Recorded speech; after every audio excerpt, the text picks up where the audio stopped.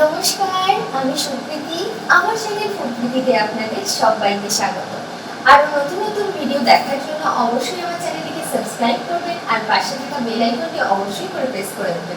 আজকে তৈরি করছি ধাবা স্টাইলের কিমা পরোটা বা চিকেনের পুরভরা পরোটা। ভীষণ সুস্বাদু এই পরোটা আপনারা যে কোনো দিন ব্রেকফাস্ট বা টিফিনে বানিয়ে নিতে পারেন, অথবা ছোট কিংবা বড়দের লাঞ্চ বক্সে প্যাক করে দিতে পারেন। আসুন দেখে নেওয়া যাক আজকের এই দারুণ সুস্বাদু রেসিপি।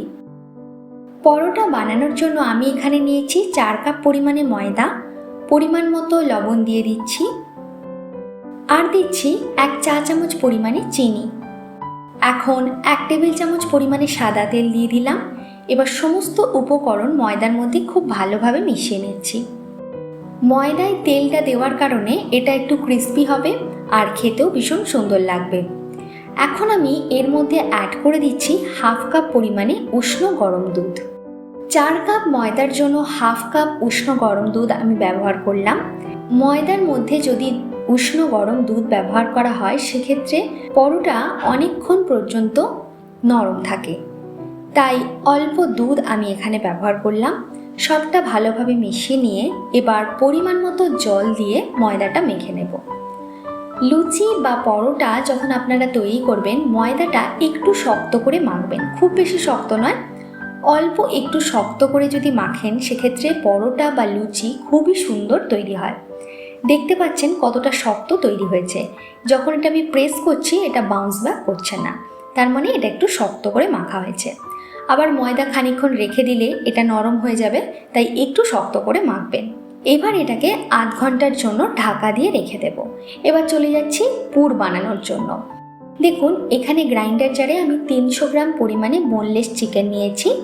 এবার এটার একটা পেস্ট তৈরি করে নেব। আপনারা চিকেন কিমা কোনো চপারের সাহায্যেও তৈরি করে নিতে পারেন। এখন গ্রাইন্ডার জারে দিয়ে দিচ্ছি 2টো মিডিয়াম সাইজের পেঁয়াজ, দিচ্ছি 3টে কাঁচা লঙ্কা, এটা আপনারা বাড়িয়ে কমিয়ে নিতে পারেন, দিচ্ছি রসুনের কোয়া 7 থেকে 8টা, আর আদার টুকরো দিয়ে দিচ্ছি 1/2 ইঞ্চি পরিমাণে। এবার এটার একটা পেস্ট বানিয়ে নেব। মিহি পেস্ট করিনি, দেখুন একটু কুচিয়ে নেওয়ার মতো এটা আমি বেটে নিয়েছি। এবার কড়াইয়ের মধ্যে দিয়ে দিচ্ছি 2 টেবিল চামচ পরিমাণে সাদা তেল। তেলটা গরম করে নিয়ে এর মধ্যে দিয়ে দিচ্ছি পেঁয়াজ, আদা, রসুন আর কাঁচা লঙ্কার পেস্টটা। এবার সব কিছু উপকরণ বেশ একটু ভাজা ভাজা করে নেব। মোটামুটি 4 থেকে 5 মিনিট সময় ধরে মিডিয়াম ফ্লেমে এটাকে ভেজে নিতে হবে। যখন মশলাটায় এরকম একটা রং ধরবে তখন এর মধ্যে দিয়ে দিচ্ছি আগে থেকে তৈরি করে রাখা চিকেন কিমা বা চিকেনটা আমি যে পেস্ট করে রেখেছিলাম সেটা আমি এর মধ্যে দিয়ে দিচ্ছি। এখন গ্যাসের ফ্লেমটাকে মিডিয়ামে রাখবেন, আর দেখুন এরকম স্প্যাচুলার সাহায্যে সঙ্গে সঙ্গে এরকম ভেঙে ভেঙে নিতে হবে, তা না হলে কিন্তু মাংসটা একদম দলা পাকিয়ে যাবে। অনবরত নেড়ে চেড়ে মাংসটা একদম টুকরো টুকরো করে নিতে হবে।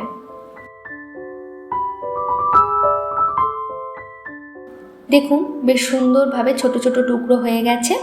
এখন এর মধ্যে দিয়ে দিচ্ছি 1/2 চা চামচ পরিমাণে গোলমরিচের গুঁড়ো, দিচ্ছি ভাজা জিরের গুঁড়ো 1 চা চামচ, দিচ্ছি ভাজা ধনের গুঁড়ো 1 চা চামচ, চাট মশলা 1 চা চামচ, হলুদের গুঁড়ো 1/2 চা চামচ, শুকনো লঙ্কার গুঁড়ো 1/2 চা চামচ, আর গরম মশলার গুঁড়ো দিচ্ছি 1/2 চা চামচ। এবার পরিমাণ মতো লবণটা দিয়ে দিচ্ছি। এবার সমস্ত উপকরণকে খুব ভালোভাবে মাংসের সাথে নেড়ে চেড়ে মিশিয়ে নিতে হবে, আর মিডিয়াম ফ্লেমে এটাকে 10 থেকে 15 মিনিট সময় ধরে রান্না করে নেব। কারণ চিকেন তৈরি হতে বেশি সময় লাগে না, আগেও আমরা 10 মিনিট মতো রান্না করেছি, আরও এখন 10 থেকে 15 মিনিট রান্না করে নেব। মশলা দেখুন খুব ভালোভাবে চিকেনের মধ্যে মিশে গেছে আর পুর একদম রেডি। এখন এই পুরটাকে আমি একটা বাটির মধ্যে তুলে নিচ্ছি আর অল্প একটু ঠান্ডা করে নিচ্ছি। এখন এদিকে আমি দেখে নিচ্ছি ময়দাটা কতটা সেট হয়েছে। দেখুন ময়দাটা আবারও আমি 5 থেকে 7 মিনিট সময় ধরে মেখে নিচ্ছি। ময়দাটা অমসৃণ ছিল একটু, আরও কিছুক্ষণ মেখে নেওয়ার পর দেখতেই পাচ্ছেন একদম সুন্দর মসৃণ হয়ে গেছে ময়দাটা, আর খানিকটা নরমও কিন্তু হয়ে গেছে। এই কারণে আমি তখন বলছিলাম যে একটু শক্ত করে মাখার জন্য। সমস্ত লেচি কেটে নিয়েছি, পরোটার যেমন লেচি হয় একটু বড় সাইজের সেরকম লেচি কেটে নিয়েছি, দেখতেই পাচ্ছেন। এখন একটা লেচি নিয়ে হাতের মধ্যে ভালো করে গোল করে নিচ্ছি, চারিদিকটা সমান করে নিচ্ছি। এবার এটাকে একটা বাটির শেপ দিয়ে নিচ্ছি, যেমনটা আমরা পুর ভরার জন্য তৈরি করি সেরকমভাবে বাটির শেপ দিয়ে নিয়ে পরিমাণ মতো পুর দিয়ে দিচ্ছি। চামচ দিয়ে একটু ওপর থেকে প্রেস করে দেব যাতে পুরটা দিতে সুবিধা হয় আর এটা মুড়তেও সুবিধা হয়। দেখুন পরিমাণ মতো পুর আমি এখানে দিয়ে দিয়েছি। এবার এটাকে খুব ভালোভাবে মুড়ে নিতে হবে যাতে করে পরোটা বেলার সময় কিমা বেরিয়ে না যায়। আর অবশ্যই করে যখন কিমাটা রান্না করবেন ছোট ছোট পিস করে নেবেন, তা না হলে কি হবে, কিমার বড় বড় পিসগুলো পরোটা থেকে ছিঁড়ে বেরিয়ে যাবে। অল্প অল্প বেরোলে অসুবিধা নেই, তবে খুব বেশি যেন বড় না থাকে। দেখুন এটা খুব সুন্দরভাবে সিল করে নিয়েছি। এইভাবে প্রত্যেকটা লেচিতে পুর ভরে নেব। লেচিতে আমি পুর ভরে নিয়েছি। এখন চাকি বেলুনে একটু অল্প তেল মাখিয়ে নিচ্ছি যাতে বেলতে সুবিধা হয়। এখন একটা পুর ভরা লেচি নিয়ে নিয়েছি আর হাত দিয়ে অল্প করে একটু চেপে দিচ্ছি যাতে করে পুরটা চারিদিকে সমানভাবে একটু ছড়িয়ে যায় আর বেলতেও খানিকটা সুবিধা হয়। এবার হালকা হাতে লেচিগুলোকে বেলে নিতে হবে। দেখুন এটা আস্তে আস্তে বেলে নিচ্ছি, অল্প চাপ দিয়ে দিয়ে। বেশি চাপ দিলে আবার কিমাগুলো একদম বেরিয়ে পড়বে। হালকা হাতে সমস্ত পরোটাগুলোকে এইভাবে বেলে নেব। এখন একটা তাওয়া গরম করে নিয়েছি, মিডিয়াম ফ্লেমে একটা পরোটা দিয়ে দিচ্ছি। আর অবশ্যই করে লো টু মিডিয়াম ফ্লেমে পরোটা ভেজে নিতে হবে। যখন এরকম পরোটাটা হালকা সাদা হয়ে আসবে তখন আমি এর মধ্যে দিয়ে দেব ওপর থেকে 2 চামচ পরিমাণে তেল। এক পিঠে 1 চামচ দিলাম, আবার উল্টে নিচ্ছি, আবারও অপর দিকে 1 চা চামচ পরিমাণে সাদা তেল দিয়ে দিচ্ছি। আপনারা ঘিও ব্যবহার করতে পারেন এর জায়গায়।